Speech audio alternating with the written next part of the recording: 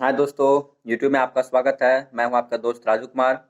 दोस्तों, आज का टॉपिक है अकबर के ऊपर। पिछले वीडियो में मैंने बाबर और हुमायूं के बारे में बताया था। आप अगर देखना चाहते हैं तो मैं डिस्क्रिप्शन बॉक्स में लिंक दे देता हूं, आप वहां से जाके देख सकते हैं। दोस्तों, मेरे इस YouTube चैनल को आप सब्सक्राइब करें, लाइक करें, शेयर करें और कमेंट करें, ताकि मैं फिर आप लोगों के लिए वीडियो बना सकूं। इतनी मेहनत से वीडियो बनाता हूं, एक सब्सक्राइब लाइक तो बनता है दोस्तों। चलिए, ज़्यादा बात नहीं करेंगे। आइए आज का टॉपिक के ऊपर हम लोग आते हैं। तो दोस्तों, आज का टॉपिक है अकबर। तो जानते हैं अकबर के बारे में। दोस्तों, अकबर का जन्म 15 अक्टूबर 1542 ईस्वी को अमरकोट में राणा वीर साल के महल में हुआ था, हमीदा बानो बेगम के गर्भ से। अकबर का पिता हुमायूं और माता हमीदा बानो बेगम, जो हमीदा बानो बेगम जो थी, मीर बाबा की पुत्री थी। अब बात करते हैं अकबर की। जो ये 14 साल की जो राजगद्दी पे बैठने से पहले जीवनी रही, वो काफी संघर्षशील रही, क्योंकि इसको बचपन में भी और तीर भाला इसके हाथ में थमा दिया गया। युद्ध नीति की शिक्षा देने जाने लगी।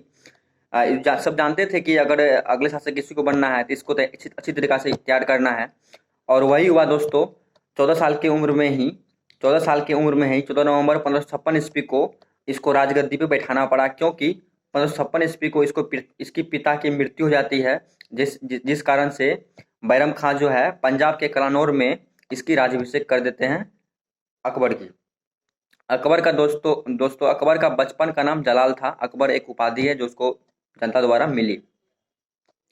अब बात जैसे ही बैठने के अगले साल ही 1556 में ही, उसी साल में मतलब कि हेमू नामक शासक, जिसको हेमचंद्र भी कहते हैं, उन्होंने आक्रमण कर दिया, जिसको पानीपत के द्वितीय लड़ाई के नाम से जाना जाता है।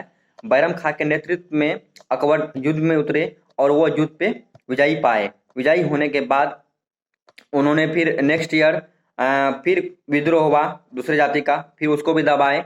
इस तरह से 4 साल तक 1556 से लेकर 1560 तक बैरम खां अकबर का संरक्षक बना रहा। जो भी फैसला लेना होता था वो बैरम खां ही लेते थे। अपने मनमानी हो गया था बैरम खां का। अकबर आगे से सारा डिसीजन पीछे से लेते थे बैरम खां। अंतिम में अकबर उनसे बैरम खां से उब चुका था। क्यों दोस्तों? क्योंकि अकबर एक नेक दिल इंसान थे, वो बहुत अच्छे दिल के थे, इसीलिए उसको महान कहा गया है। उसका विचार बहुत ही अच्छा था, कुशाग्र बुद्धि के व्यक्ति थे। कौन? अकबर।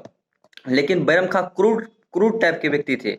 अगर किसी शासक को वो पराजित करते थे तो बैरम खां उसका सिर कलम कर दिया करते थे, जबकि अकबर ऐसा बिल्कुल नहीं चाहता था। अकबर का नीति था, जिसको मैं पराजित करता हूँ उससे मैं दोस्ती का हाथ बढ़ाऊंगा। वो मुगलों की अधीनता स्वीकार कर लेती है अगर, और मुझे पेंशन देना स्टार्ट कर देती है, तो मैं उसको दोस्तों के बराबर अपने संबंधी बनाने के लिए मैं तो उससे तैयार हूँ। लेकिन बैरम खां ऐसा नहीं करते थे। उसको उस युद्ध में पराजित करने के बाद उसका सिर को कलम कर दिया करता था बैरम खां। लेकिन ये अच्छा नहीं लगता था।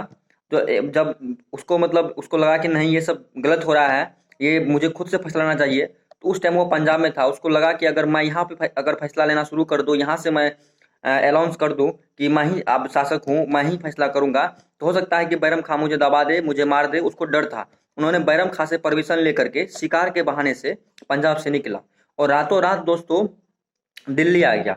और दिल्ली में आने के बाद सुबह ही घोषणा कर दिया, अब जो भी फैसला होगा मैं ही करूंगा और मेरा ही फैसला का मान्य होगा।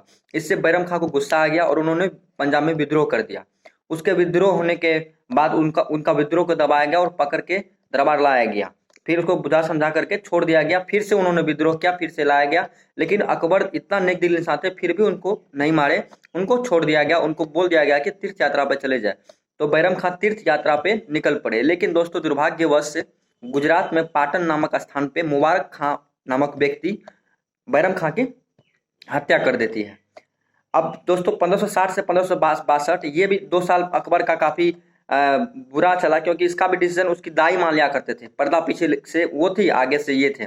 सब डिसीजन उसकी दाई माँ जो कहती थी उसी के अकॉर्डिंग अकबर करते थे। लेकिन 2 साल के बाद उन्होंने पूरे 6 साल के बाद अपने आप को सबसे मुक्त कर लिया, दाई माँ से भी, बैरम खां से भी, जिसको कि हरम दल से मुक्ति भी कहा गया है इतिहास में इसको दोस्तों।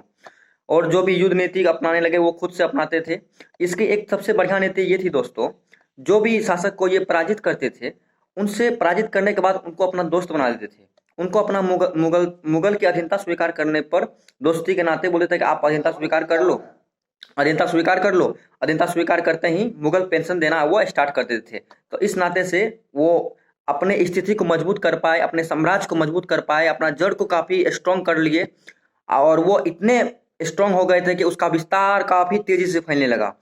जैसे ही एक दो राजा को पराजित किया और सब जो शासक जैसे कि राजा भारमल थे, राजा उदयचंद थे, राजा उदयमल थे, राजा जयमल थे, राणा प्रताप थे, ये सभी अपने आप को मुगलों के अधीन ऑटोमेटिक मतलब अधीन हो गए कि चलिए मैं आपका अधीनता स्वीकार करता हूँ। वो जानता था कि क्षतिग्रस्त अपने सैन्य और आर्थिक को क्षतिग्रस्त करने से तो फायदा है नहीं, मैं तो मुगलों से जीत पाऊंगा नहीं, इसलिए सभी ने अधीनता स्वीकार कर ली। कितने राजपूत शासक ने अपना पुत्री का विवाह भी अकबर के साथ करवा दिया, जैसे कि राजा भारमल ने अपना पुत्री जादा भाई का भी करवा दिया, जो जानते थे कि वो मुस्लिम थे लेकिन फिर भी वो उन्होंने करवा दिया। लेकिन दोस्तों अकबर ऐसे एक नेक दिल इंसान थे, वो कभी भी अपनी वाइफ को जो हिंदू थी उनको मजहब बदलने के लिए कोई प्रेशर नहीं डाला उसके ऊपर, कोई तरह की मतलब नहीं कहा कि आप अल्लाह को पूजो, ये करो वो करो, नहीं। उसके लिए दोस्तों यहाँ तक कि अपने महल में ही कृष्ण की मूर्ति तक लगवा दी गई ताकि वो अपने धर्म को बचाए रखे, अपनी खुशी से जीवन जिए। और वो उसकी जो जो मतलब कि उसकी इतनी मतलब भावनाएं अच्छी थी, जिनकी पत्नी भी उनसे मतलब काफी मोहब्बत क्या करती थी, काफी प्यार क्या करती थी। अब दोस्तों हम बात करते हैं अकबर की सैन्य शक्ति के बारे में, साम्राज्य विस्तार के बारे में। तो साम्राज्य विस्तार के बारे में दोस्तों उन्होंने पहले राजपूतों को मतलब जितना आराम किया, क्योंकि जानता था सबसे बड़ी शक्ति उस टाइम की राजपूत की थी, राजपूताना की थी। अगर उसको मैं काबू कर लूँ तो मैं काफी वर्चस्व जमा पाऊँ अपना। उस टाइम दोस्तों साउथ इंडिया बचा हुआ था, कोई भी अगर अफगानी या मध्य एशियाई कोई भी आक्रमण करता अगर, तो वो नॉर्थ भाग से करता। तो उन्होंने ऐसा एक राजनीति रचा जिससे कि वो सोचा कि नॉर्थ भाग को मैं सबसे पहले मजबूत करूंगा, सबसे पहले मजबूत करूंगा। उन्होंने अपनी स्ट्रॉन्ग करने के लिए नॉर्थ भाग को किया, क्योंकि कोई भी अगर अटैक करता है तो नॉर्थ भाग से ही करेगा, साउथ भाग से बहुत ही कम थी रिस्क अटैक करने की। वहां अपनी सैनिक स्थिति काफी वहां मजबूत करने के बाद अपना साम्राज्य का काफी ज्यादा विस्तार किया। मुगलों में सबसे अधिक अगर कोई विस्तार किया है तो वो अकबर है। यहाँ जब जाएंगे हम लोग वहां पे और आगे एक शासक है औरंगजेब, उसके बारे में बताएंगे। तो उन्होंने भी एक दो ऐसे साम्राज्य जो नहीं मिला पाए थे उनको मिलाए। दोस्तों हुमायूं वो कर दिखाए जो इनके दादा बाबर नहीं कर पाए थे और न इसका पिता हुमायूं कर पाए थे। जो भी साम्राज्य को खोए थे हुमायूं उसको वापस लाए अकबर। अकबर की नीति ये काफी अच्छी नीति रही। अकबर अपने एडवाइजर के रूप में भी नौरत्न मतलब स्थापित किए हुए थे। नौरत्न में इस प्रकार थे जैसे कि टोडरमल थे, टोडरमल जो भूराजस्व वित्त मंत्री के नाम से जाने जाते हैं आज, उस टाइम भूराजस्व मंत्री थे। और अकबर और मुल्ला द प्याजा थे जो कि उसके मुख्य सलाहकार थे, कोई भी सलाह उससे विचार के ही कोई काम किया था। इसके बाद अबुल फजल थे जो अकबरनामा की रचना की थी। अबुल फजल के भाई फैजी थे जो कविता लिखते थे। इसके बाद जो दोस्तों बीरबल बताया था, बीरबल और मुल्ला द प्याजा सलाहकार के रूप में। तानसेन थे जो संगीतकार थे। जियाउद्दीन थी। इसके बाद दोस्तों इस एक दो छूटा है तो मुझे अभी याद नहीं है पूरी तरह से। इतने उसके नौरत्न थे जो उसको मतलब एडवाइजर के रूप में रखे हुए थे, सभी डिपार्टमेंट में अपना काम करते थे। अकबर दोस्तों हिंदुओं के लिए भी काफी मतलब कुछ किए, ताकि क्यों इसलिए उसको इतिहास में महान कहा गया है। जैसे हिंदुओं के ऊपर जजिया कर लगता था, जजिया कर की शुरुआत दोस्तों मोहम्मद बिन कासिम जब अरबों का आक्रमण हुआ था उसी टाइम वो इस्लाम धर्म का प्रचार प्रसार करने के लिए, इस्लाम का उदय करने के लिए हिंदू को बोला गया था अगर आप इस्लाम धर्म को स्वीकार करते हैं तो आपके ऊपर जजिया कर नहीं लगेगा, अगर नहीं करते हैं तो लगेगा। मतलब कि मुस्लिम के ऊपर नहीं लगेगा और जो गैर मुस्लिम है उसको लगेगा। इनको मुक्त कर दिया, इनको हटा दिया अकबर ने। तीर्थ यात्रा जो कर थे, जो हज पे आते थे जो मुस्लिम उसको कर लगते थे, उनको भी हटा दिया। हरम दल से अपने आप को मुक्त कर पाया। दास प्रथा जो था, दास प्रथा का भी अंत किया।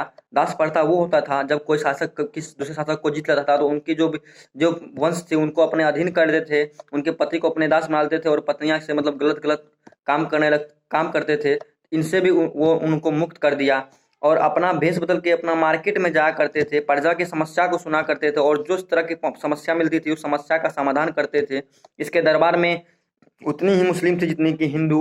हिंदुओं को मतलब जाति भेदभाव को हटाने के लिए उन्होंने हिंदू को काफी काफी मतलब अपने उस हिंदुओं से संबंध बनाना स्टार्ट कर दिए, वैवाहिक संबंध स्थापित किए, जिससे कि जाति का जो भेदभाव है, जो लोगों में भड़काव है जाति को लेकर, धर्म को लेकर के, वो हटे।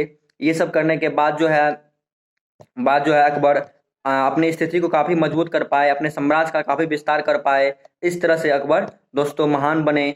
और जो है दोस्तों बाज बहादुर जो थे सबसे पहले वही शासक थे जिन्होंने मुगलों की अधीनता स्वीकार की थी।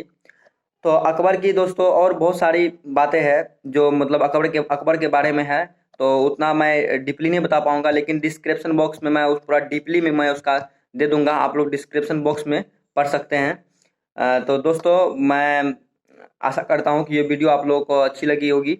अच्छी लगी तो मेरे इस यूट्यूब चैनल को सब्सक्राइब करें, लाइक करें और कमेंट करें। नेक्स्ट वीडियो में मिलूंगा मैं हुमायूं के पुत्र जहांगीर को लेकर। थैंक यू दोस्तों।